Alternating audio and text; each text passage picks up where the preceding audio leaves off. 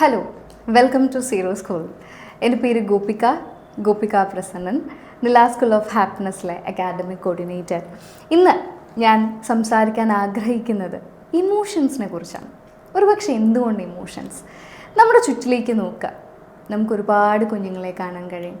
അവരുടെ അക്കാഡമിക് സ്ട്രെസ്സിന് പിന്നിലും അവരുടെ മാർക്കിന് പിന്നിലും, അല്ലെങ്കിൽ ഒരുപക്ഷെ നമ്മുടെ ഇക്കാലത്തെ കുഞ്ഞുങ്ങൾ നമ്മൾ പരാതി പറയുന്നത് പോലെ ഒരുപാട് നേരം ഫോണിൽ എൻലെസ് സ്ക്രോളിംഗ് നടത്തുന്ന കുഞ്ഞുങ്ങളാണ്. അവരുടെ ഓരോ ചിരിക്ക് പിന്നിലും കാട്ടിക്കൂട്ടുന്ന ഓരോ കാര്യങ്ങൾക്ക് പിന്നിലും ഒരുപക്ഷെ നമ്മളോട് ആരോടും പറയാത്ത മാതാപിതാക്കളോ അധ്യാപകരോ സമൂഹത്തിലെ മറ്റ് അവരുമായി ബന്ധപ്പെട്ട് നിൽക്കുന്നവരോ ഒക്കെ തന്നെ അറിയാതെ അവർ കൊണ്ടു നടക്കുന്ന ഒരുപാട് വിഷമങ്ങളുണ്ട് എന്ന് തോന്നാറുണ്ട്. ഒരു സൈക്കോളജിസ്റ്റ് എന്ന നിലയിലേക്ക് വരുന്ന കുട്ടികളെ കാണുമ്പോൾ ഒരുപക്ഷെ അവിടെ നിന്നും കൂടി പഠിച്ച പാഠം അതാവണം.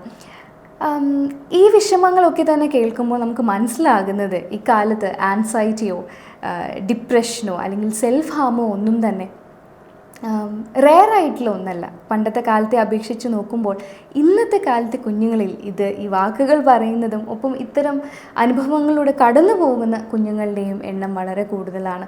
ഒരുപക്ഷെ അവരിന്ന് ജീവിക്കുന്നത് വളരെ വേഗത്തിൽ പോകുന്ന, വലിയ പ്രതീക്ഷകൾ അവരെ വരവേൽക്കുന്ന, എന്നാൽ അവരെ കേൾക്കാൻ വളരെ സമയം കുറവുള്ള ഒരു ലോകത്തിലാണ് എന്ന് തോന്നാറുണ്ട്.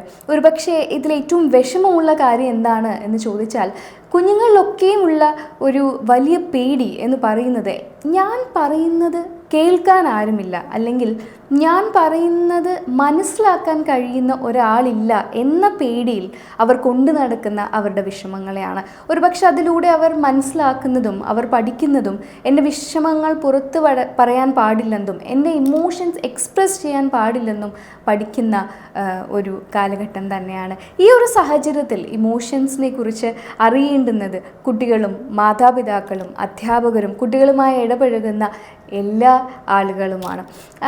അതുകൊണ്ട് തന്നെ നമുക്ക് ഒരുപക്ഷെ പറഞ്ഞു തുടങ്ങാം, എങ്ങനെയാണ് ഇമോഷൻസ് ഡെവലപ്പ് ചെയ്യുന്നത്, എന്തുകൊണ്ടാണ് ഇമോഷൻസ് ഇമ്പോർട്ടൻ്റ് ആയിട്ടുള്ള ഒരു കമ്പോണൻ്റ് ആവുന്നത്. തീർച്ചയായിട്ടും നമ്മൾ മനസ്സിലാക്കേണ്ടുന്ന ഒരു കാര്യം, ഇമോഷൻസ് വെറുതെ വന്നു പോകുന്ന ചെറിയ ഫീലിങ്ങുകളല്ല. ഇമോഷൻസ് എന്ന് പറയുന്നത് വളരെ അഡാപ്റ്റീവായിട്ട്, എവല്യൂഷണറി സൈക്കോളജി പ്രകാരം അഡാപ്റ്റീവായിട്ടുള്ള ഒന്നാണ് ഇമോഷൻസ്. നൂറ്റാണ്ടുകളായി, വർഷങ്ങളായി, ആയിരക്കണക്കിന് വർഷങ്ങളായി മനുഷ്യനെ ജീവിക്കാൻ സഹായിക്കുന്ന, മനുഷ്യനെ ജീവിപ്പിക്കുന്ന ഒന്നാണ് ഇമോഷൻസ്. ഇപ്പോൾ ഉദാഹരണം പറയാനാണെങ്കിൽ ഒരു പുതിയ കുഞ്ഞ്, ഒരു ന്യൂ ബോൺ ബേബി, നമ്മൾ ആരും തന്നെ അതിനൊരു ഇമോഷൻ പഠിപ്പിക്കാതെ തന്നെ ഒരു ന്യൂ ബോൺ ബേബി ഒരു വലിയ ശബ്ദം കേൾക്കുമ്പോൾ കരയുന്നതോ, അല്ലെങ്കിൽ അവർക്ക് പരിചയമില്ലാത്ത ഒരാളെ മുന്നിൽ കാണുമ്പോൾ അവർ അൺകംഫർട്ടബിൾ ആവുന്നതോ ഒക്കെ ഇമോഷൻസ് അഡാപ്റ്റീവായിട്ട് നമ്മൾ ഓരോരുത്തരിലും ഡെവലപ്പ് ചെയ്ത ഒന്നായതുകൊണ്ടാവാം. ഒരു ന്യൂ ബോൺ കുഞ്ഞിനെ സംബന്ധിച്ച് അവർക്ക് എങ്ങനെയാണ് ഇമോഷൻസ് ഡെവലപ്പ് ചെയ്യുന്നതെന്ന് അറിയാം. ഒരു പേരൻ്റ് എന്നുള്ള നിലയിൽ, ഒരു അധ്യാപകൻ എന്നുള്ള നിലയിൽ നിങ്ങൾ ഇത് ഒരു പക്ഷേ കണ്ടിട്ടുണ്ടാവും, ശ്രദ്ധിച്ചിട്ടുണ്ടാവും. ഒരു 6 മാസം വരെ കാലമുള്ള ഒരു കുഞ്ഞിനെ, ഒരു നവജാത ശിശുവിനെ നമുക്കൊന്ന് നോക്കാം. ആ കുഞ്ഞിനെ സംബന്ധിച്ച് അതിൻ്റെ ഇമോഷൻസ് എന്ന് പറയുന്നത് അതിൻ്റെ വാട്ട് അറ്റ് പ്രസൻറ്റ് എന്നുള്ളതിനെ ആസ്പദമാക്കിയിട്ടാണ്.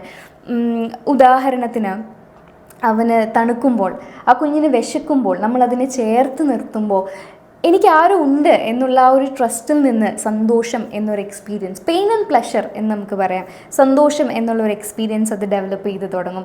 ഇനി അല്ലെങ്കിൽ നമ്മൾ ഇഗ്നോർ ചെയ്യുന്നു, നമ്മൾ വേണ്ട, ആ കുഞ്ഞിന് തണുക്കുമ്പോഴും വിശക്കുമ്പോഴും ഒരു ചൂട് ആഗ്രഹിക്കുമ്പോഴും ഒന്നും നമ്മൾ ഇല്ലാതെ വരുമ്പോൾ ഒരു ഡിസ്കംഫർട്ട്, ഒരു എന്താ പറയുക, ഒരു വിഷമം കുഞ്ഞിന് ഡെവലപ്പായി വരുന്നു. ഇനി ഒരു 6 മാസം മുതൽ 12 മാസം വരെയുള്ള കുഞ്ഞുങ്ങളിലേക്ക് എടുത്ത് നോക്കുമ്പോൾ അപരിചിതരുമായിട്ടുള്ള ഒരു ഭയത്തിൻ്റേതായിട്ടുള്ള അസംതൃപ്തി, പ്ലഷറിനെ മാറ്റി നിർത്തിക്കൊണ്ട് മറ്റുള്ളവരുമായി കണക്ട് ചെയ്യുന്ന ഭയത്തിനെ അവർക്ക് ഡെവലപ്പ് ചെയ്ത് തുടങ്ങും. അതൊരു പക്ഷേ അവർക്ക് പരിചയമില്ലാത്ത ഒരാൾ അവരെ എടുക്കുമ്പോൾ അവർക്കുണ്ടാവുന്ന അൺകംഫർട്ട്നെസ് ആവാം, അൺകംഫർട്ടബിലിറ്റി ആവാം, അല്ലെങ്കിൽ ടോട്ടലി സ്ട്രേഞ്ചറായിട്ടുള്ള ഒരാളുടെ അടുത്ത് നിൽക്കേണ്ടി വരുമ്പോൾ അവൾക്കുണ്ടാകുന്ന ഭയമാകാം. അപ്പോൾ ശ്രദ്ധിച്ചറിയാം, അവർ നമ്മുടെ ദേഹത്തിങ്ങനെ അള്ളിപ്പിടിച്ച് നിൽക്കും. എന്നാൽ നമ്മൾ അവിടെ ഉണ്ടെങ്കിൽ, നമ്മൾ തിരിച്ചു വരുമ്പോൾ, അല്ലെങ്കിൽ ഇത്തരത്തിലുള്ള സെപ്പറേഷൻ ആൻസൈറ്റി ഉണ്ടാകുന്ന ഒരു കാലഘട്ടമാണ് ഈ ഒരു 6 മുതൽ 12 വയസ്സ് വരെ ഡെവലപ്പ് ചെയ്യുന്ന പ്രായമാണ് എന്ന് നമുക്ക് പറയാം. ആ ഒരു ടൈമിൽ ഇപ്പോൾ അമ്മ കുഞ്ഞിനെ ഒരാളുടെ കയ്യിൽ ഏൽപ്പിച്ചിട്ട് പോയി തിരിച്ചു വരെയും മറ്റൊരാളുടെ കരുതലിലാണെങ്കിൽ പോലും കുഞ്ഞ് അൺകംഫർട്ടബിൾ ആവാനുള്ള ചാൻസസ് ഉണ്ട്. അമ്മ എവിടെ എന്നുള്ളൊരു ഭയം, ഞാനൊരു സ്ട്രേഞ്ചറിൻ്റെ കൂടെയാണ് എന്നുള്ള ഭയം ആ കുഞ്ഞ് മനസ്സിലുണ്ടാവും. അതേസമയം അമ്മ തിരിച്ചു വരുമ്പോൾ തന്നെ ഇരു കൈകളും നീട്ടി സ്വീകരിച്ചുകൊണ്ട് സന്തോഷിച്ചുകൊണ്ട് ആ ഭയത്തെ അവർ മാറ്റുന്നതും നമ്മളോട് സ്നേഹം കാണിക്കുന്നതും സന്തോഷം പ്രകടിപ്പിക്കുന്നതും ഒക്കെ ഇമോഷൻ ഡെവലപ്മെൻറ്റിൻ്റെ ഭാഗമായിട്ടുള്ളതാണ്. ഇനി നമ്മുടെ ഈ കുഞ്ഞ് ഒരു 3 വയസ്സ് വരെ ഉള്ള അവരുടെ കാലഘട്ടത്തിൽ എങ്ങനെയായിരിക്കുമെന്ന് നമുക്ക് നോക്കാം. ഈ ഒരു ടൈമിൽ അവരുടെ സെൽഫ് അവെയർനെസ്സിനായിരിക്കും, അല്ലെങ്കിൽ ഒരു സെൻസ് ഓഫ് സെൽഫിനായിരിക്കും അവർ ഡെവലപ്പ് ചെയ്ത് തുടങ്ങുന്ന ഒരു ടൈമാണ്. ഉദാഹരണത്തിന് സ്വന്തമായിട്ട് ഭക്ഷണം കഴിക്കുന്നതിൽ അവർ ആനന്ദം കണ്ടെത്തും. ഒരു കളിപ്പാട്ടങ്ങൾ കൂട്ടിയിടുന്നതിൽ, അത് എന്തെങ്കിലും ഒരു ബിൽഡിംഗ് ബ്ലോക്ക് ആക്കി മാറ്റുന്നതിൽ അവർക്ക് സന്തോഷം തോന്നും.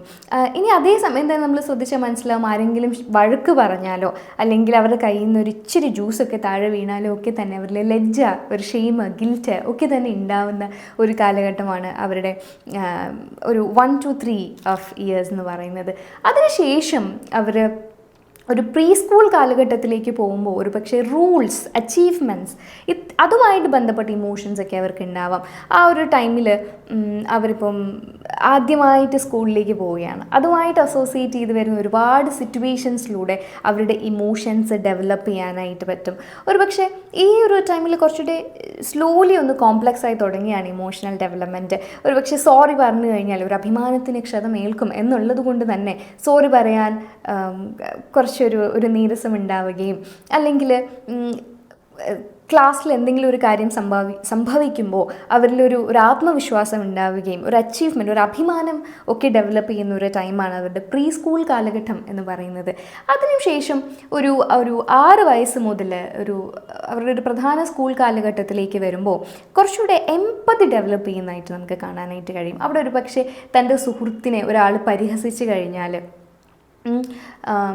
അവന് ചേർന്ന് നിന്ന് അവനൊരു തുണയായിട്ട് നിൽക്കാനൊക്കെ അവർ ശ്രമിക്കും. മറ്റുള്ള ഒരാളുടെ ഇമോഷൻ കൂടെ മനസ്സിലാക്കാൻ, അതുവരെ ഞാനാണ്, സെൽഫാണ് നിൽക്കുന്നതെങ്കിൽ മറ്റുള്ളവരെ കൂടി ഉൾപ്പെടുത്തുന്ന, മറ്റുള്ളവരെ കൂടെ മനസ്സിലാക്കാൻ കഴിയുന്ന തരത്തിൽ അവരുടെ ഇമോഷൻസ് ഡെവലപ്പ് ചെയ്ത് തുടങ്ങും. ഇപ്പം എനിക്കൊരടി കിട്ടിയാൽ മറ്റൊരാൾക്ക് അടി കിട്ടുമ്പോൾ അയാൾക്കും വിഷമമുണ്ട് എന്നവർ പഠിച്ചു തുടങ്ങും.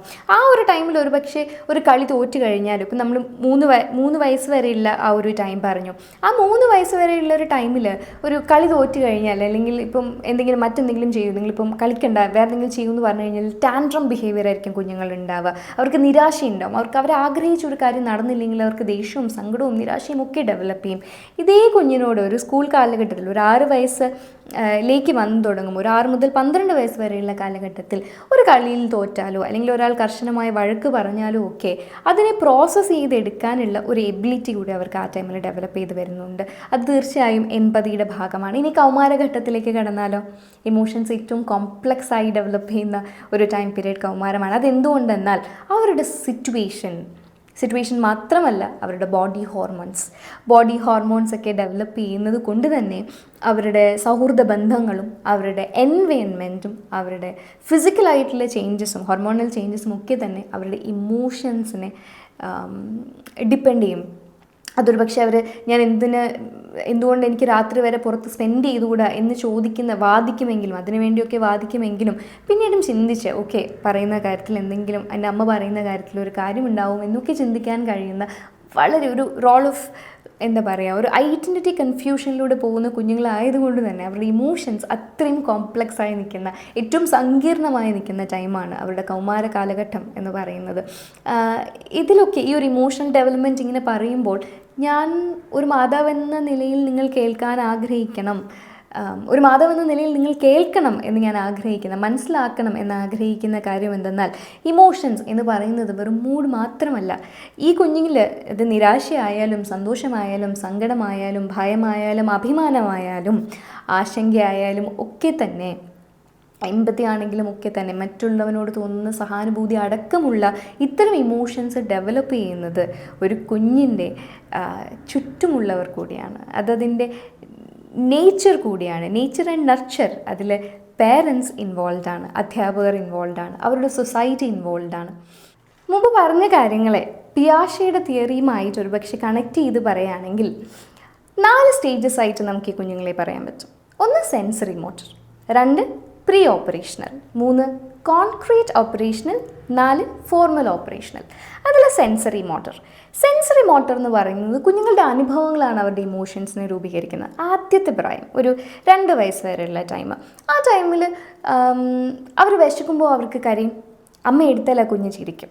എന്നാൽ ഒരു പ്രീ ഓപ്പറേഷണൽ സ്റ്റേജിലേക്ക് വരുമ്പോൾ അവർ ചെറിയ രീതിയിലെങ്കിലും ഇമോഷൻസിനെ നെയിം ചെയ്യാൻ പഠിക്കും. എനിക്കിപ്പോൾ വിഷമമാണ്, എനിക്കിപ്പോൾ സങ്കടമാണ് എന്നൊക്കെയുള്ള തിരിച്ചറിവുകൾ ഉണ്ടാകും. ഒരു സെൽഫ് ഒന്ന് ഡെവലപ്പ് ചെയ്ത് വരുന്ന ടൈമാണ്. ഇമോഷൻസിനെ ഒന്ന് നെയിം ചെയ്യാനായിട്ട് പറ്റും. എന്നാൽ കോൺക്രീറ്റ് ഓപ്പറേഷണൽ സ്റ്റേജ് എന്ന് പറഞ്ഞാൽ ഒരു 7 മുതൽ 11 വയസ്സ് വരെയുള്ള കാലഘട്ടത്തിലെ കുഞ്ഞുങ്ങൾ, അവരെ സംബന്ധിച്ച് ഇമോഷൻസ് കുറച്ചുകൂടി ഒന്ന് കോംപ്ലക്സായി ഡെവലപ്പ് ചെയ്തുകൊണ്ടിരിക്കുകയാണ്. എനിക്ക് മാത്രമല്ല ഇമോഷൻസ്, മറ്റുള്ളവർക്ക് ഇമോഷൻസ് ഉണ്ടെന്നും കൂടെ മനസ്സിലാവും. കാര്യം ഈ ഒരു 2 മുതൽ 7 വയസ്സ് വരെ കുറച്ചുകൂടി സെൽഫിലേക്കാണ് നിൽക്കുന്നത്. അതുകൊണ്ട് മറ്റുള്ളവരുടെ ഇമോഷൻസിനെ ഒരു വളരെ ആഴമേറെ രീതിയിൽ മനസ്സിലാക്കാനോ ചിന്തിക്കാനോ അവർ ചിലപ്പം മുതിരണമെന്നില്ല. എന്നാൽ ഈ ഒരു കോൺക്രീറ്റ് ഓപ്പറേഷണൽ സ്റ്റേജിലേക്ക് വരുമ്പോൾ മറ്റുള്ളവർക്ക് ഇമോഷൻസ് ഉണ്ടെന്നും എനിക്ക് ഒരേ സമയം 2 ഇമോഷൻസ് എക്സ്പീരിയൻസ് ചെയ്യാമെന്നും ഒക്കെ അവർ പഠിക്കും. 2 ഇമോഷൻസ് എങ്ങനെ എക്സ്പീരിയൻസ് ചെയ്യാമെന്നല്ലേ. ഒരു പക്ഷേ ഞാനിപ്പോൾ ഒരു എക്സാമിന് ജയിക്കുമ്പോൾ എനിക്ക് അതിയായ സന്തോഷം ഉണ്ടാകുന്നു, പക്ഷേ എൻ്റെ ബെസ്റ്റ് ഫ്രണ്ടിന് എക്സാമിൽ തോറ്റുപോയതുകൊണ്ട് എനിക്ക് വിഷമവും ഉണ്ടാകുന്നു. എൻ്റെ കാര്യത്തിൽ എനിക്ക് സന്തോഷവും എൻ്റെ സുഹൃത്തിനെ ഓർത്ത് എനിക്ക് വിഷമവും ഉണ്ടാകുന്ന ഒരു കോംപ്ലക്സ് രീതിയിലേക്ക് ഇമോഷൻസ് ഡെവലപ്പ് ചെയ്ത് തുടങ്ങും. ലാസ്റ്റ് സ്റ്റേജ് എന്ന് പറയുന്നത് ഫോർമൽ ഓപ്പറേഷണൽ ലെവലാണ്. അതൊരു 12 വയസ്സിന് മുകളിലേക്കുള്ള എല്ലാ ആളുകളുമാണ്. ഇവിടെ ഇമോഷൻസ് കുറച്ചുകൂടെ കോംപ്ലക്സ് ആയി ഡെവലപ്പ് ചെയ്യാണ്. കോംപ്ലക്സ് എന്ന് പറയുമ്പോൾ അവർ കുറച്ചുകൂടെ ആഴത്തിൽ ചിന്തിച്ച് തുടങ്ങുകയും അവരിൽ ശരി തെറ്റുകൾ അവർ ചിന്തിക്കുന്നുണ്ടാവും, ഇതിൽ നീതി ചിന്തിക്കുന്നുണ്ടാവും, അവരിൽ കുറ്റബോധങ്ങളുണ്ടാവും, ക്വസ്റ്റ്യൻസ് ഉണ്ടാവും, കൺഫ്യൂഷൻസ് ഒക്കെ ഉണ്ടാവുന്ന ഒരു ടൈമാണ്. ഈ ഒരു സ്റ്റേജിൽ പിയാഷെയുടെ ഈ ഒരു തിയറി പ്രകാരം ഇത്ര ഇമോഷൻസിനെ കുറിച്ച് സംസാരിച്ചത് ഒരു പക്ഷേ മാതാപിതാക്കൾ ഇതൊന്ന് ശ്രദ്ധിക്കാൻ കൂടി വേണ്ടിയാണ്. എന്തുകൊണ്ടെന്നാൽ ഈ തരത്തിൽ ഈ ഇമോഷണൽ ഡെവലപ്മെൻറ്റിന് ഇങ്ങനെ ഒരു സ്റ്റേജിലൂടെ കടന്നു പോകുന്ന കുഞ്ഞുങ്ങളെ അഡ്രസ്സ് ചെയ്യേണ്ടുന്നത് ഓരോ മാതാപിതാക്കളാണ്. അപ്രോപ്രിയേറ്റ് ആയിട്ടുള്ള ഒരു റിയാക്ഷൻ കൊടുക്കേണ്ടത് മാതാപിതാക്കളാണ്. ഒരു കുഞ്ഞിനെ തൃപ്തിയും അസംതൃപ്തിയും ഒക്കെ കൊടുക്കേണ്ടുന്നത് ഒരു മാതാപിതാക്കളുടെയും ഒപ്പം അവരുമായി ബന്ധപ്പെട്ട് നിൽക്കുന്ന മുഴുവൻ സമൂഹത്തിൻ്റെയും കൂടി ഉത്തരവാദിത്വമാണ്. വളരെ പ്രശസ്തനായ സൈക്കോളജിസ്റ്റ് എറിക്സൺ പറഞ്ഞത് കുഞ്ഞുങ്ങളുടെ ഇമോഷൻസ് ഉണ്ടാവുന്നത് അവരുടെ വളർച്ചയുടെ ഓരോ കാലഘട്ടത്തിലും ഉണ്ടാകുന്ന വെല്ലുവിളികളെ ആസ്പദമാക്കിയെന്നാണ്. അദ്ദേഹം പറഞ്ഞു തുടങ്ങിയത് ഓരോ സ്റ്റേജസിലെയും വെച്ച് പറയുന്നുണ്ട്. അതിൽ ആദ്യത്തെ ഭാഗം എന്ന് പറയുന്നത് 1 വയസ്സ് വരെയുള്ള കുഞ്ഞുങ്ങൾ കേട്ടോ. ആ കുട്ടികളിൽ ഉണ്ടാവുന്നത് ട്രസ്റ്റ് അല്ലെങ്കിൽ മിസ്ട്രസ്റ്റ് ആണ്. ഞാൻ കരയുമ്പോൾ, എനിക്ക് വിശക്കുമ്പോൾ എൻ്റെ അമ്മ എൻ്റെ കൂടെ ഉണ്ടാവുന്നുണ്ടോ, എനിക്കൊരു കെയർ ഗിവർ ഉണ്ടാവുന്നുണ്ടോ എന്നുള്ള ആ ഒരു സപ്പോർട്ട് സിസ്റ്റം, അങ്ങനെ ഒരാൾ ഉണ്ടാവുന്നുണ്ടെങ്കിൽ കുഞ്ഞിൽ ട്രസ്റ്റ് ഉണ്ടാവുന്നു. എന്നാൽ ഞാൻ ഏത് പാതിരാത്രി കടന്ന് നിലവിളിക്കുമ്പോഴും എന്നെ കേൾക്കാൻ ഒരാളില്ല, ഞാൻ കരയുന്നത് കേൾക്കാൻ ഒരാളില്ല, എന്നെ ചേർത്ത് പിടിക്കാൻ ഒരാളില്ല എന്നൊരവസ്ഥയിലൂടെ കുഞ്ഞ് കടന്നു പോകുമ്പോൾ അതിന് മിസ്ട്രസ്റ്റും ഡെവലപ്പ് ചെയ്യുന്നു, ഒരു അവിശ്വാസവും കുഞ്ഞ് ഡെവലപ്പ് ചെയ്യുന്നു. ഇനി ഇതേ കുഞ്ഞ് ഒരു 3 വയസ്സ് വരെയുള്ള കാലഘട്ടത്തിൽ അവരിൽ സ്വാതന്ത്ര്യമായിരിക്കും ഉണ്ടാവുക. ചെറിയ ചെറിയ കാര്യങ്ങൾ അവർ ചെയ്യാൻ തുടങ്ങുന്നു. അത് കുഞ്ഞ് ഭക്ഷണം കഴിക്കുന്നതിലാവാം, പിച്ച് വെച്ച് നടക്കുന്നതിലാവാം, ഇവിടെയൊക്കെ തന്നെ അല്ലെങ്കിൽ വളരെ ക്യൂരിയസ് ആയിട്ടുള്ള, നമുക്കറിയാലോ വളരെ ക്രേസി ആയിട്ടുള്ള കാര്യങ്ങളൊക്കെ ചെയ്തു തുടങ്ങുന്ന ടൈമാണ്. പക്ഷേ ഇവിടെ പേരൻസ് ശ്രദ്ധിക്കേണ്ടുന്ന ഒരു കാര്യമുണ്ട്. അവിടെ എല്ലാത്തിനും കുഞ്ഞുങ്ങളുടെ കുഞ്ഞ് എന്താ പറയുക ഡെവലപ്മെൻറ്റിനോടും നമ്മൾ നോ എന്നാണ് പറയുന്നതെങ്കിൽ എന്ത് ചെയ്യുമ്പോഴും നമ്മൾ പറയാം വേണ്ട, ചെയ്യരുത്, അരുത്, അങ്ങോട്ട് പോകരുത്, ഇവിടെ വരരുത്, ഇതെടുക്കരുത്, താഴെ വീഴും, പൊട്ടും. ഈ കുഞ്ഞുങ്ങളൊക്കെ തന്നെയും കേൾക്കുന്ന നോ ആണ്. ഈ നോ കേൾക്കുന്ന കുഞ്ഞുങ്ങളിൽ അവർ ഡെവലപ്പ് ചെയ്തെടുക്കുന്ന ഇമോഷൻ എന്ന് പറയുന്നത് എന്നെക്കൊണ്ടൊന്നും ചെയ്യാൻ കഴിയില്ല എന്നുള്ളൊരു തോന്നലാണ്. അവരുടെ സ്വാതന്ത്ര്യമാണ് ഒരു പക്ഷേ ക്വസ്റ്റ്യൻ ചെയ്യപ്പെടുന്നത്. ഇനി ഇതേ കുഞ്ഞൊരു 6 വയസ്സ് വരെയുള്ള കാലഘട്ടത്തിലേക്ക് പോയി കഴിഞ്ഞാൽ അവരിൽ എൻലെസ് ക്വസ്റ്റ്യൻസ് ആയിരിക്കും, എപ്പോഴും ചോദ്യങ്ങളായിരിക്കും. നമ്മളൊരു കഥ പറയാനിരുന്നാൽ കാക്ക എവിടെ പോയി, ഇതെന്താ അങ്ങനെ വന്നേ, ഞാൻ ഇങ്ങനെയാണ് ഉണ്ടായത് അടക്കമുള്ള ഒരുപാട് ചോദ്യങ്ങൾ, നമ്മുടെ വായ അടപ്പിക്കുന്ന ചോദ്യങ്ങൾ. അപ്പോഴൊക്കെയും ഒരു മാതാപിതാവ് എന്നുള്ള നിലയിൽ നമ്മൾ പറയുന്നത് വേണ്ടാത്ത ചോദ്യങ്ങളൊന്നും ചോദിക്കേണ്ട, അത് കുഞ്ഞറിയാൻ പാടില്ല എന്നൊക്കെയുള്ള കാര്യങ്ങളാണെങ്കിൽ ഒരു പക്ഷേ അവരുടെ ഈ ക്വസ്റ്റ്യൻ ചോദിപ്പ് തന്നെ നിർത്തും.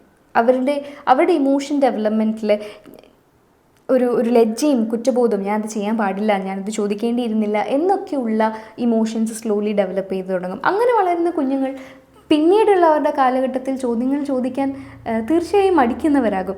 ഇനി ഒരു 6 വയസ്സ് മുതൽ ഒരു 12 വയസ്സ് വരെയുള്ള കുഞ്ഞിനെ സംബന്ധിച്ച് അവൻ്റെ കഴിവുകൾ ആയിരിക്കും, അവൻ്റെ ഒരു കാര്യപ്രാപ്തിയായിരിക്കും അവൻ ശ്രദ്ധിക്കുന്നുണ്ടാവുക. എന്നെ കൊണ്ടൊരു കാര്യം ഒറ്റയ്ക്ക് ചെയ്യാനായിട്ട് കഴിയുന്നുണ്ടോ, അത് നമ്മൾ ഉദ്ദേശിക്കുന്നത് പോലെ വലിയ വലിയ കാര്യങ്ങളല്ല, വലിയ വലിയ കാര്യങ്ങൾക്ക് പ്രശംസ കൊടുക്കണം എന്നല്ല, അവർ ഏറ്റവും ചെറിയ കാര്യങ്ങളെ പോലും, അതിപ്പോൾ സ്വന്തമായി തൻ്റെ സ്കൂൾ ബാഗ് എടുത്ത് വെക്കുന്നത് പോലും ആകാം. ഒരു കുഞ്ഞ് താനെ തൻ്റെ ഇഷ്ടപ്രകാരം വേണ്ട ബുക്കുകളെല്ലാം അടുക്കി വെച്ച്, ഷൂ ഇട്ട്, സോക്സ് ഇട്ട്, ഡ്രസ്സ് യൂണിഫോം ഇട്ട് നിൽക്കുമ്പോൾ ആ കുഞ്ഞിന് വേണ്ടുന്നത് പ്രശംസ തന്നെയാണ്. അവിടെ ഒരു പിതാവ് എന്ന നിലയിൽ, ഒരു മാതാവ് എന്ന നിലയിൽ, ഇവൻ ഒരു അധ്യാപകൻ എന്ന നിലയിൽ നമ്മൾ അവർക്ക് അപ്രീസിയേഷൻ, അക്നോളജ്മെൻറ്റ് കൊടുക്കാൻ മറന്നു പോകുന്നുണ്ടെങ്കിൽ അത്തരം കുഞ്ഞുങ്ങളിൽ കാര്യപ്രാപ്തി ഉണ്ടാകുന്നത് കുറവായിരിക്കും. കാര്യം അത് അപ്രീഷിയേറ്റ് ചെയ്യാതെ പോകുന്നത് കൊണ്ട് തന്നെ എന്നെക്കൊണ്ടൊന്നും ചെയ്യാൻ കഴിയില്ല, ഐ എം നോട്ട് ഇനഫ് എന്ന് പറയുന്ന ലജ്ജ കലർന്ന ഇമോഷൻസ് ഡെവലപ്പ് ചെയ്യാനുള്ള ചാൻസുകളുണ്ട്. ഇനി കൗമാരപ്രായത്തിലേക്കുള്ള കുട്ടികളിലേക്ക് വരികയാണെങ്കിൽ, ഞാൻ ആരാണ്, ഞാൻ എന്താണ് എന്നൊക്കെ വളരെ ആകുലതയോടെ കുഞ്ഞുങ്ങൾ ചിന്തിക്കുന്ന ഒരു ടൈമാണ്. ഒരു പക്ഷേ മാതാപിതാക്കൾക്കും അധ്യാപകർക്കും ഒരു സമൂഹത്തിനും ഒക്കെ തന്നെ കുട്ടികളെ മാനേജ് ചെയ്യാൻ ബുദ്ധിമുട്ടുന്ന ഒരു ടൈമാണ്.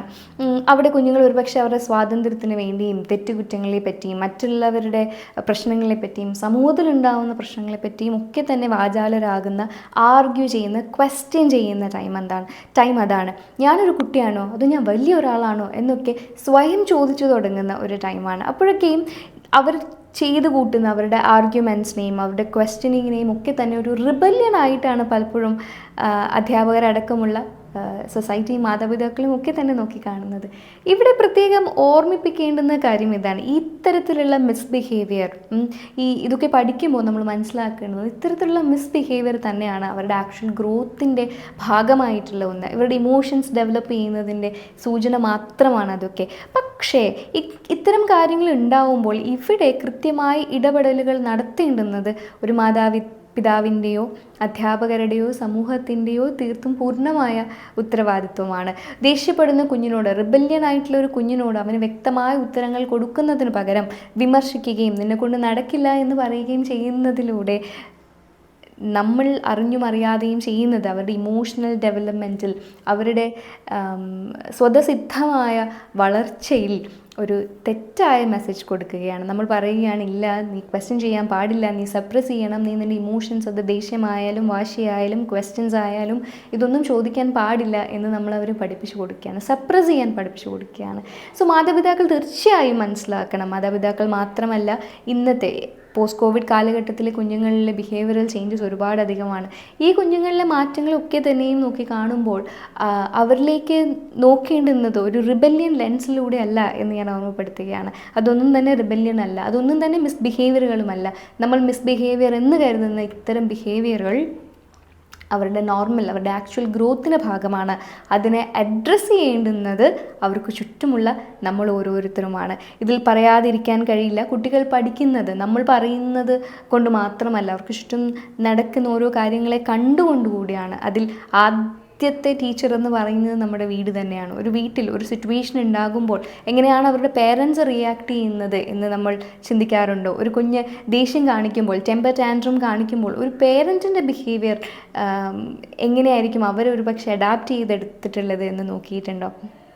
തീർച്ചയായും നോക്കേണ്ടുന്ന, നമ്മുടെ കുഞ്ഞുങ്ങളിലെ ഓരോ ബിഹേവിയറൽ കൺസേൺസും പറയുമ്പോൾ നമ്മൾ തിരിഞ്ഞു നോക്കേണ്ടുന്ന, വിരൽ ചൂണ്ടേണ്ടുന്ന ഒരാൾ നമ്മൾ ഓരോരുത്തരും തന്നെയാണ്. ഇമോഷണൽ ഇൻ്റലിജൻസ് എന്ന് കേട്ടിട്ടുണ്ടോ നിങ്ങൾ? ഇമോഷണൽ ഇൻ്റലിജൻസ് കേൾക്കുമ്പോൾ ഒരു വലിയ വാക്കായി തോന്നുമെങ്കിലും വളരെ ലളിതമായ, എല്ലാവരും അറിഞ്ഞിരിക്കേണ്ടുന്ന ഒന്നാണ് ഇമോഷണൽ ഇൻ്റലിജൻസ്. അതിൽ 4 കാര്യങ്ങളാണുള്ളത്. അതിലൊന്നാമത്തേത് സെൽഫ് അവെയർനെസ്. ഞാൻ എന്താണ് ചിന്തിക്കുന്നതെന്നും എനിക്ക് എന്താണ് ഫീൽ ചെയ്യുന്നതെന്നും മനസ്സിലാക്കാനുള്ള കഴിവ്. ഉദാഹരണത്തിന്, ഇപ്പോൾ എൻ്റെ ഹാർട്ട് ബീറ്റ് കൂടി നിൽക്കുകയാണെങ്കിൽ I M anxious, there is something wrong with me എന്ന് ഞാൻ മനസ്സിലാക്കുന്ന എൻ്റെ സെൽഫ് അവെയർനെസ്സിൻ്റെ ഭാഗമാണ്. ഇപ്പോൾ എക്സ്പീരിയൻസ് ചെയ്യുന്ന ഇമോഷൻ എന്താണെന്ന് മനസ്സിലാക്കുന്നത് സെൽഫ് അവെയർനെസ്സിൻ്റെ ഭാഗമാണ്.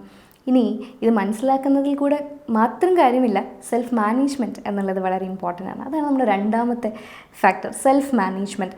സെൽഫ് മാനേജ്മെൻറ്റിൽ ഒരു പക്ഷേ ഇത് ദേഷ്യം പ്രകടിപ്പിക്കാൻ കഴിയുന്ന ഒരു സാഹചര്യമാണോ എന്ന് മനസ്സിലാക്കുന്നതാണ്.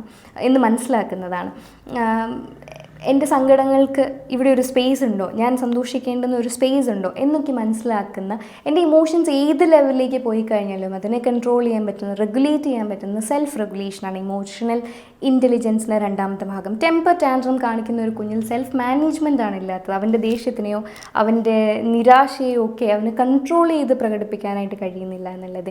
ഇനി സോഷ്യൽ അവെയർനെസ് ആണ്. നമ്മൾ വ്യക്തികൾ മാത്രമല്ല, സമൂഹവുമായി ബന്ധപ്പെടുന്ന ആളുകളായതുകൊണ്ട് തന്നെ സോഷ്യൽ അവെയർനെസ് വളരെ ഇമ്പോർട്ടൻ്റ് ആണ്. അതിൽ എംപതി എന്ന് പറയുന്നത് മറ്റുള്ളവൻ്റെ കണ്ണിലൂടെ നോക്കി കാണാൻ കഴിയുന്നത്, മറ്റുള്ളവന് വേണ്ടി നോക്കി കാണാൻ കഴിയുന്ന നമ്മുടെ ആ കഴിവ്, അതാണ് ഇമോഷണൽ ഇൻ്റലിജൻസിൻ്റെ ഏറ്റവും പ്രധാനപ്പെട്ട മൂന്നാമത്തെ ഘടകം. നാലാമത്തത് റിലേഷൻ മാനേജ്മെൻ്റ് ആണ്. ഇതിൽ സെൽഫ് അവെയർനെസ്സും സെൽഫ് മാനേജ്മെൻറ്റും സോഷ്യൽ അവെയർനെസ്സും ഒന്നും ഉണ്ടായാൽ മാത്രം പോരാ, ഇതൊക്കെ പ്രാവർത്തികമാക്കാൻ കൂടി കഴിയുന്ന സ്പേസാണ്. ഞാൻ എങ്ങനെയാണ് മറ്റുള്ളവരോട് പെരുമാറേണ്ടുന്നത്, അവിടെ വളരെ ശ്രദ്ധാപൂർവം ഞാൻ പെരുമാറേണ്ടിയിരിക്കുന്നു. ഇമോഷണൽ ഇൻ്റലിജൻസ് എന്തുകൊണ്ടാണ് ഇമ്പോർട്ടൻ്റ് എന്ന് ചോദിച്ചു കഴിഞ്ഞാൽ, നിങ്ങൾ ജോലിയിലും നിങ്ങളുടെ അക്കാഡമിക് തലത്തിലുമൊക്കെ ഇമോഷണലി ഇൻ്റലിജൻ്റ് ആയിട്ടുള്ള കുഞ്ഞുങ്ങൾക്കും വർക്ക് ചെയ്യുന്ന ആളുകൾക്കുമൊക്കെ മാത്രമാണ് സക്സസ് ഉണ്ടാവുക. എന്തുകൊണ്ടെന്നാൽ ഏത് സിറ്റുവേഷനെയും അതിജീവിക്കാൻ കഴിയുന്ന തരത്തിൽ അവരുടെ ഇമോഷണൽ കോഷ്യൻറ്റ് ഹൈ ആവുന്നു എന്നുള്ളത് കൊണ്ടാണ്. അതുകൊണ്ട് തന്നെ ഇത് കേൾക്കുന്ന കുഞ്ഞുങ്ങൾ ഒന്ന് ശ്രദ്ധിക്കുക, ഞാൻ ഇമോഷണലി ഇൻ്റലിജൻ്റ് ആയിട്ടുള്ള ഒരാളാണോ, എനിക്ക് സെൽഫ് അവെയർനെസ് ഉണ്ടോ, എനിക്ക് സെൽഫ് മാനേജ്മെൻ്റ് ഉണ്ടോ, എനിക്ക് സോഷ്യൽ അവെയർനെസ് അഥവാ എംപതി ഉണ്ടോ, എനിക്ക് റിലേഷൻഷിപ്പ് മാനേജ്മെൻ്റ് ഉണ്ടോ. നിങ്ങളൊരു പേരൻ്റ് ആണെങ്കിൽ, നിങ്ങളൊരു ജോലി സ്ഥാപനത്തിൽ വർക്ക് ചെയ്യുന്ന ഒരു സ്റ്റാഫ് ആണെങ്കിൽ, നിങ്ങളൊരു ഹൗസ് വൈഫ് ആണെങ്കിൽ പോലും ഇത് ഓരോന്നും നിങ്ങൾ എന്തുമാത്രം ഇമോഷണലി ഇൻ്റലിജൻ്റ് ആണ്. ഇന്ന് നിങ്ങൾ കടന്നു പോകുന്ന നിങ്ങളുടെ പ്രതിസന്ധികളിൽ, നിങ്ങളുടെ സമ്മർദ്ദങ്ങളിൽ നിങ്ങളുടെ ഇമോഷണൽ ഇൻ്റലിജൻസിന് എന്ത് പങ്കാണുള്ളത് എന്ന് നിങ്ങൾ ചിന്തിക്കണം. ഞാൻ പറഞ്ഞ് അവസാനിപ്പിക്കുകയാണ്. അവസാനിക്കും മുമ്പ് ഓർമ്മിപ്പിക്കണം എന്നാഗ്രഹിക്കുന്ന വളരെ കുറച്ച് കാര്യങ്ങൾ. ഇമോഷൻ ഗാർഡൻ എന്നൊരു ടോപ്പിക്ക് സംസാരിക്കുമ്പോൾ എന്താണ് ആളുകളിലേക്ക് എത്തേണ്ടുന്നത് എന്നുള്ള കാര്യത്തിൽ ഒരുപാട് കൺഫ്യൂഷൻസ് ഒന്നും ഉണ്ടായില്ല. ഇത് കേൾക്കുന്ന ആളുകൾ മാതാപിതാക്കളാണോ, കുട്ടികളാണോ, അധ്യാപകരാണോ, ഒരു സൈക്കോളജിസ്റ്റാണോ എന്നൊന്നും എനിക്കറിയില്ല. എങ്കിലും പറയാനുള്ള കാര്യങ്ങൾ ഇതാണ്. കുഞ്ഞുങ്ങൾ ഉണ്ടാവുന്ന അവരുടെ ഇമോഷണൽ ഡെവലപ്മെൻറ്റിൽ വന്നു ചേരുന്ന ഓരോ ഫോൾട്ടുകളും ഓരോ ഫ്ലോസും ഒന്നും തന്നെ വളരെ പെട്ടെന്നുണ്ടായ ഒന്നല്ല. ഒരു കുഞ്ഞ് ഇക്കാലത്തിൽ അവനൊരു ആൻസൈറ്റിയും സ്ട്രെസ്സും പെർഫെക്ഷനിസവും ഒക്കെ ഉണ്ടാവുമ്പോൾ അതിൻ്റെ ഒക്കെ റൂട്ട്സ് കിടക്കുന്നത് അവരുടെ ചൈൽഡ്ഹുഡിൽ തന്നെയാണ് എന്നുള്ളൊരു ഓർമ്മപ്പെടുത്തലാണ്. ആ ഓർമ്മപ്പെടുത്തലിൽ ശക്തമായി വിമർശിക്കുന്നത് നമ്മൾ ഓരോരുത്തരും മൂലം വന്നു ചേർന്ന പ്രശ്നങ്ങളാണ് ആ കുഞ്ഞുങ്ങളിലെ മാറ്റങ്ങൾ എന്ന് തന്നെയാണ്. അതിൽ പേരൻസിനോട് പറയാനുള്ളത്, നിങ്ങൾ മനസ്സിലാക്കുക, കുഞ്ഞുങ്ങളിൽ ഒരു ഇമോഷണൽ ചേഞ്ചസും ഒരു തരത്തിലുള്ള ബിഹേവിയറൽ കൺസേൺസും വളരെ പൊടുന്നനെ ഉണ്ടായ ഒന്നല്ല. കോവിഡിന് ശേഷം ഒരുപാട് ആളുകൾ COVID-19 ഒരു വലിയ ഘടകമായി പറയാറുണ്ട് പോസ്റ്റ് കോവിഡിലുള്ള കുഞ്ഞുങ്ങളുടെ ബിഹേവിയറൽ കൺസേൺസിനെ ആസ്പദമാക്കി. പക്ഷേ എങ്കിൽ പോലും അത് പറയുമ്പോഴും പ്രൊട്ടക്റ്റീവ് ഫാക്ടേഴ്സായിട്ട് നിങ്ങൾ എന്ത് കൊടുത്തു എന്നുള്ളതും ഇമ്പോർട്ടൻ്റ് അല്ലേ. അതുകൊണ്ട് തന്നെ അവരുടെ ഇമോഷൻസോ അവരുടെ ഇപ്പോഴുള്ള ഇമോഷണൽ ടർബുലൻസോ ഡിസ്ട്രെസ്സോ സ്ട്രെസ്സോ ആൻസൈറ്റിയോ ഡിപ്രഷനോ സെൽഫ് ഹാമോ ഒന്നും തന്നെ വളരെ പൊടുന്നനെ ഉണ്ടായ ഒരു ഇമോഷണൽ റെസ്പോൺസ് അല്ല എന്ന് മനസ്സിലാക്കുക. അതിൽ നമ്മൾ ഓരോരുത്തർക്കും ഒരുപാട് പങ്കുണ്ട്. 2, ഇവരിപ്പോൾ കാണിക്കുന്ന ചെറിയ തരത്തിലുള്ള മൂഡ് സ്വിങ്ങുകളെയും ചേഞ്ചസിനെയും നിങ്ങൾ ഇഗ്നോർ ചെയ്യരുത്. വളർച്ചയുടെ ചെറിയ മാറ്റങ്ങളായി മാത്രം കാണരുത്. അതിൻ്റെ കാരണങ്ങളെ അന്വേഷിക്കുകയും വിശകലനം ചെയ്യുകയും സഹായം ആവശ്യമാണെങ്കിൽ സൈക്കോളജിസ്റ്റ് പോലുള്ള ഒരിടത്തേക്ക് ഒരു കുഞ്ഞിനെ ഗൈഡ് ചെയ്യേണ്ടുന്ന ഒരാവശ്യം കൂടിയുണ്ട്. ഇനി ശ്രദ്ധിക്കേണ്ടുന്നത് നിങ്ങളുടെ റുട്ടീനെ പറ്റിയാണ്. ഉറക്കം കൃത്യമായി നടക്കുന്നുണ്ടോ? ഇമോഷനും ഉറക്കവും തമ്മിലൊക്കെ എന്ത് ബന്ധമാണ് എന്നൊരു പക്ഷേ തോന്നിയേക്കാം. പക്ഷേ നമ്മുടെ ഡെയിലി റുട്ടീൻ്റെ ഭാഗമായിട്ടുള്ള നമ്മുടെ ഉറക്കം, നമ്മുടെ ഫോൺ ഹാബിറ്റ്സ്, നമ്മുടെ ഈറ്റിംഗ് ഹാബിറ്റ്സ് ഒക്കെ തന്നെ നമ്മുടെ ഇമോഷൻ ഡെവലപ്മെൻറ്റിനെയും ഇമോഷൻ ഫോർമേഷനെയും ഇമോഷണൽ എക്സ്പ്രഷനെയും ഒക്കെ തന്നെ അഫക്റ്റ് ചെയ്യാറുണ്ട്. അതുകൊണ്ട് നിങ്ങളുടെ സ്ലീപ്പ് ഹൈജീൻ നിങ്ങൾ ശ്രദ്ധിക്കുക. നിങ്ങളുടെ അമിതമായിട്ടുള്ള ഫോൺ ഉപയോഗം നിങ്ങൾ ശ്രദ്ധിക്കുക. ഇനി കുട്ടികളെ ഒരുപാട് മാതാപിതാക്കളും അധ്യാപകരും വഴക്ക് പറയുന്നതായി ശ്രദ്ധിച്ചിട്ടുണ്ട്, നീ ഒരുപാട് അധികം ഫോൺ ഉപയോഗിക്കുന്നു എന്നൊക്കെ. പക്ഷെ അവർക്ക് ഓൾട്ടർനേറ്റീവായി നമ്മൾ എന്ത് കൊടുക്കുന്നു എന്നുള്ളതും നമ്മളിലേക്കും വിരൽ ചൂണ്ടാൻ ആവശ്യപ്പെടുന്ന ഒന്ന് തന്നെയാണ്.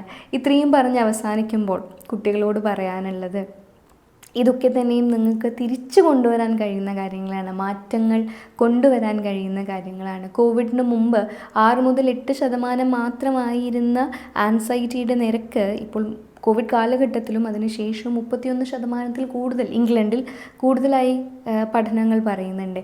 അപ്പോൾ പോസ്റ്റ് കോവിഡ് അല്ലെങ്കിൽ കോവിഡുമായി ആസ്പദപ്പെട്ട കാര്യങ്ങളെ അഡ്രസ്സ് ചെയ്ത് എന്ത് പൊട്ടത്തരങ്ങളൊക്കെയാണ് ഗോപി പറഞ്ഞുകൊണ്ടെങ്കിൽ ഫ്ലോ പോയി ഇതൊക്കെ കട്ട് ചെയ്ത് കളയുക.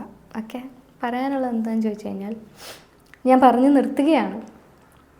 ഇത് കേൾക്കുന്ന കുഞ്ഞുങ്ങളോട് ശാസ്ത്രീയമായ രീതിയിൽ ഇമോഷൻസിനെ കുറിച്ച്, നിങ്ങൾ വളർന്നു വന്ന നിങ്ങളുടെ ഇമോഷണൽ ഡെവലപ്മെൻറ്റ്സിനെ കുറിച്ച് എന്തെങ്കിലുമൊക്കെ മനസ്സിലായി എന്ന് കരുതുന്നു ഞാൻ. അതിൽ നിങ്ങൾ ഒരുപക്ഷെ ചിരിയോടെ കേട്ട കാര്യങ്ങളുണ്ടാവാം, നിങ്ങൾ ശ്രദ്ധിക്കേണ്ടുന്ന കുറച്ച് കാര്യങ്ങളും കൂടി പറഞ്ഞിട്ടുണ്ട്. അതൊക്കെ തന്നെയും ശ്രദ്ധിക്കുക. ഏറ്റവും പ്രധാനമായി സംസാരിക്കുന്നത് മാതാപിതാക്കളോട് തന്നെയാണ്. നിങ്ങളുടെ ഓരോ ചലനവും നിങ്ങൾ എന്താണോ കാണിച്ചു കൊടുത്തത്, നിങ്ങളുടെ ജീവിതം നിങ്ങൾ എന്ത് പറഞ്ഞു കൊടുത്തു എന്നുള്ളതിലല്ല, നിങ്ങൾ എന്താണോ ജീവിച്ച് കാണിച്ചു കൊടുത്തത് അതൊക്കെ തന്നെയാണ് നമ്മുടെ കുഞ്ഞുങ്ങൾ ഇന്നായി തീർന്നിട്ടുള്ളത്, ഇനി ആയി തീരുകയുമുള്ളത്.